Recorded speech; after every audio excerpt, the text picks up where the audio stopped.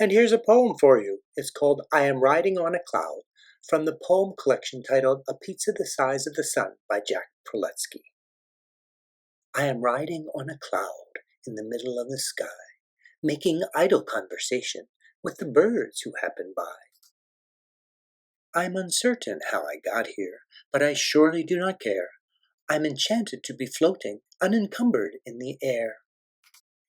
I may try to catch a rainbow with my rainbow-catching mitt, build imaginary castles, or do nothing else but sit. What I do is unimportant, just as long as I can stay in my chariot of billows on this dreamy summer day. And here's a copy of the whole poem for you.